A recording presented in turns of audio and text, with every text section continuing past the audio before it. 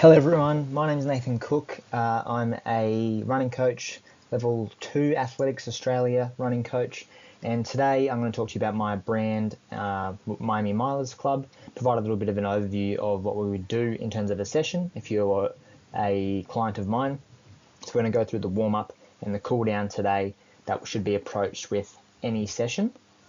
So this is my first time doing this, so please give me a little bit of patience, but I hope you enjoy and find some learnings out of this. So this is the name of my running coaching brand, Miami Milers Club, and I really hope to use this to deliver my running coaching activities to one day have a group on the Gold Coast, but also between that time have a one-to-one coaching service that I do via online consultation. The greater purpose of the MMC, or the Miami Milers Club, is to make running fun and cool. My coaching philosophy personally is to provide you with a trusted experience that is ultimately going to make you a better runner on the track and a better person off the track. I aim to demonstrate this through leadership and kindness that reflects an exciting running experience and environment to improve oneself. So welcome aboard and let's get started. So as a lecturer at the University of Queensland at the moment, I typically like to stand up and talk about the topic that I'm demonstrating or trying to teach someone about. So I've taken the same approach with my coaching philosophy here and the way I do this. So this is our first video focusing on the warm-up today. So here we're going to talk about the ramp protocol, which is raise, activate, mobilize, and potentiate. And like any good lecturer, we always read off the slides. If you've been to university, you know this.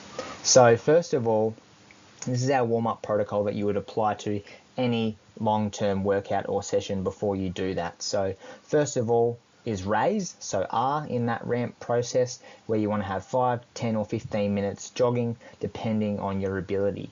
So this is to really raise your heart rate and body temperature and signal to the cardiovascular and respiratory system, so basically the systems of the body that will support you to run better, that you're about to start running. So increasing that blood flow to the right areas as well. Then we have A, which is activate, so the A of ramp.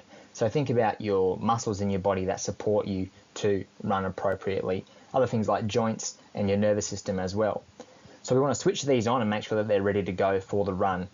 So these muscles that we're talking about are our glutes, our hamstrings, our quadriceps, calves, so basically our lower limbs. This may include some stretching depending on the type of person you are and how you like to warm up for a run, and so it also may include some movements like squats, lunges, some glute bridges to really try and switch on or activate those muscles. And so we want to do that because we're about to use these muscles for our strong running, and we don't want them to be not awake or not mobilized, as we'll see in the next step, to then support us in our running activity. So then we have M for mobilize, so the M in the ramp process, and so this might include some leg swings, some side-to-side leg swings as well, things like high knees and some bum kicks. So these are drills that we do to really potentiate in a moment, mobilize the muscles that we're going to use for our running, and in the same motion that they would be used when we are running. So think about high knees, think about running in general, we have our knees quite high. We might do some tiptoe walks to really support the activation of those small muscles in the feet and toes and the ankles. Obviously bum kicks for our hamstrings. We might do some A and B skips to really get the legs moving and supporting them to understand that we're about to use them pretty hard, and we want to make sure that they're not going to hurt us as we go through that process, and that's why we always do this before some hard running. This really helps us absorb the load of the running session appropriately, as you can see just here on the screen. So also warming up appropriately reduces our risk of injury as well. So you want to take the body through these dynamic movements before then increasing the speed at which you do that, which is the last step of the warm-up, which is potentiate. So the P in the ramp protocol, so you might do some run-throughs, or you may have done some team sport in the past where that's what you do to really start to activate those muscles and say, hey, we're about to do something pretty hard here. So you might have 3 to 4 15-second run-throughs, and that might be 40 to 50 meters, depending on your ability, and you want to improve those in terms of the speed that you're doing those at, as well as focusing really on that strong form. So correctly striking the foot on the ground, arm swing, eyes up, and breathing appropriately as well. So this is really to excite the body and get it ready for this session that we're about to do, and it does improve your subsequent performance and effectiveness in that session. So then you do your session, and so you would receive your video, or you would receive your program, and I've explained that to you and what you are expected to do based on what I've prescribed. So you've done the warm-up, you've done the session. We'll look at that later on in another video, and now you're calming down, or the cool down, or sometimes also called the warm down. So I've made a similar acronym here, and we'll go through the same steps in a very look-alike table as well.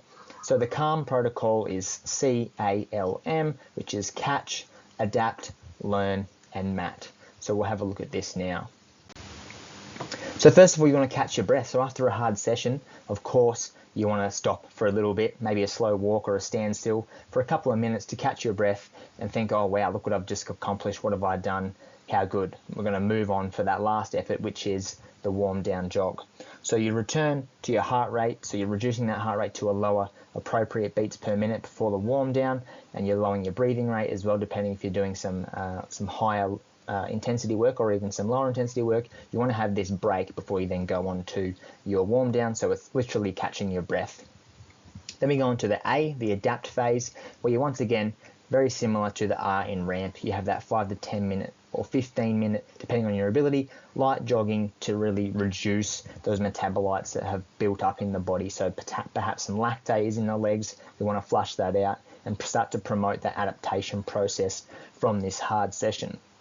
So you flush the blood out of the legs, they might feel quite heavy, and those working muscles and body systems are starting to cool down. We don't just go sit on the couch straight after doing some hard repetitions, because we will feel a little bit sorer the next day compared to if we were to do this. If you were to do any of these things in terms of a warm down, the A component, this 5 to 10, 15 minute adaptation jog, is the most essential in my view. Then you go on to learn, so the L of the CALM protocol, where you want to learn about what you've done in that session. So I really encourage some strong thinking in that warm down, maybe after the first 5 minutes that you're then experience that workout and you start to calm down a bit. Think about your running session and really try to learn from it, and we'll go through some prompts in a moment. But what went well? What didn't go so well? Was it a mental thing? Was it you're not fueled well? Was it the temperature, the surface that you're running on, or did you just have a good day or a bad day as well? Sometimes that does happen. So think about some of the questions that you might want to ask your coach about the session as well. So that would be me in this instance. So just take 5 minutes to reflect on that session. Maybe you have a training log, so maybe even your public or private Strava notes, or even you might have a diary, old school handwriting, to really reflect on your, once you get home, of course, and cool down after a nice shower and some nutrition, to learn about your running session. Then you can reflect on that in the future. And the very last component here, the M of the mat, so the mat part of the CALM protocol, is getting on a mat. So promote that recovery. So once you get home, or if you're still out and about, do some stretching, perhaps do some, maybe those leg swings again if you'd like to, but it's really about that recovery process and stimulating that. So think about sauna, ice bath, a nice cold shower, getting to bed on time that day, having appropriate nutrition depending on the size of that session, versus something like an easy run or a long run. And this starts to really kick-start that recovery process. So you want to sit down or lay down on a mat, even if you just close your eyes for 5 minutes, and start to absorb some of that learning that you've done from the earlier stages as well. For me personally, living on the Gold Coast, I always jump in the ocean straight after a session if I'm at the beach, or if I'm at home, I get straight into the pool, a bit of Ed Goddard style, where you've got that blue doctor or the water to really support you in that recovery process, and that supports you for your next run if it's the next day or at a later stage as well. So that's the CALM process, and at the end of the workout, the warm down. So in that cool down and evaluation process, obviously you've got thoughts, reflections, and feelings. Evaluate how you went in that running session. Running is an individual sport, and even if you do it in a team, it's only you who are running, right? So what went right, what went wrong, what was really good about the workout.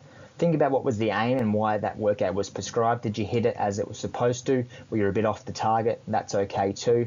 What did you learn about yourself in this process? Physically in that process of running, or mentally as well. Then also think about, how does this impact you moving forward? So are you going to do that session again, maybe in 4 to 6 weeks to retest it? What's it like between now and your next run? Is it 12 hours, 24 hours, 36, 48? And what about future runs as well? What can you learn from this particular session? Think about that recovery as well. So that MAP component of the CALM protocol, and then anything else that you may think that's important for yourself or for your coach, depending on what you do, based on if you even talk to people or other runners about your session as well. And just really start to think about how you're feeling, because that fatigue will accumulate over time throughout harder sessions as they get bigger and longer. So that's our first video from me, Nathan Cook, the coach at Miami Milers Club. You can see some pretty cool branding we've done here as a team, and I'm really excited to start this on the Gold Coast. So if this found this video supportive and you've learned something, please make sure you get in contact if you'd like to be coached by myself, and we'll look forward to seeing you in the next one.